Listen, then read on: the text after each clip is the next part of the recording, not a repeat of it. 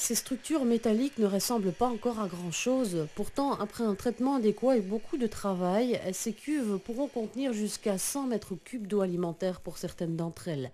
Depuis 2000, Alassane Doussa équipe le Burkina et le Mali en châteaux d'eau métalliques démontables. On a essayé de concevoir toute une équipe pour pouvoir le faire. Et on est arrivé quand même à des résultats positifs. Et aujourd'hui, nous sommes quand même à plus de 75 comme ça de châteaux installés dans tout l'ensemble du pays. Ces châteaux d'eau s'érigent à raison d'une quinzaine par année, un peu partout au Burkina ou ailleurs. Ils fournissent à de nombreux villages de l'eau alimentaire et permettent de mettre sous pression les boileurs d'eau chaude qui équipent les panneaux solaires. Quand on installe des équipements solaires dans des zones non approvisionnées en eau à partir du service de l'ONEA, on est obligé de faire appel à un château d'eau. Ce château d'eau descend, l'eau descend par gravité dans nos équipements solaires qui après, on peut soutirer cette eau chaude-là vers l'utilisation, par exemple, les maternités, les postes de santé qui ne sont hors des zones urbaines. Des partenariats comme celui-ci, Dimitri Stamatoukos en a une série dans ses cartons, que ce soit en Afrique ou ailleurs. Des partenariats tout simples, sans chichi ni convention, juste avec une idée équitable de l'échange. En termes de développement, c'est vraiment d'égal à égal. Je crois qu'ils nous apportent autant, et je pense même plus que ce que moi je peux leur apporter parce qu'ils ont une connaissance locale que moi je n'aurai jamais. Et nous ne sommes pas sur des terrains que nous pouvons nous conquérir. Ils sont vraiment, M. Doussa est certainement bien plus connaisseur que moi de ce que je peux lui apporter ici en tout cas. Travailler en partenariat avec un autre pays, c'est très bien. Et surtout avec des Belges dans le cadre de l'Union européenne. Bon, et moi je pense que dans la vie professionnelle, elle ne se limite pas à l'intérieur, il faut aller même au-delà des frontières.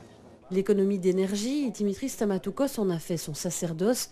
Depuis plus de 15 ans, il parcourt le monde pour tenter de convaincre que l'énergie solaire est une solution énergétique durable et surtout équitable. On est le pays au Burkina Faso, dans le classement des Nations Unies, le 3e plus pauvre pays du monde. Et paradoxalement, on a l'énergie la plus chère au monde. Donc en termes de développement économique pour des entreprises, à partir du moment où l'énergie coûte 110 francs CFA du kilowatt, ben c'est impossible.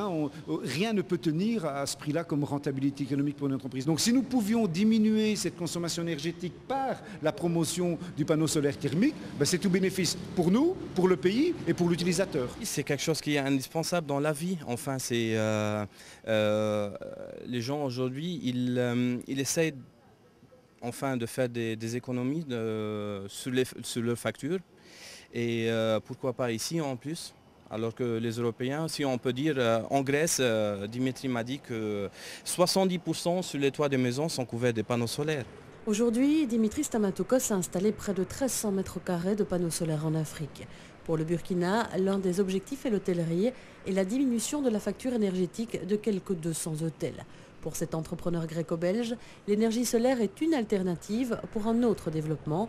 C'est aussi une manière de rendre ces entreprises plus compétitives et donc un moyen supplémentaire en faveur de ces pays du Sud. Un produit qu'il faut parvenir à démocratiser à tout prix là-bas et pourquoi pas chez nous.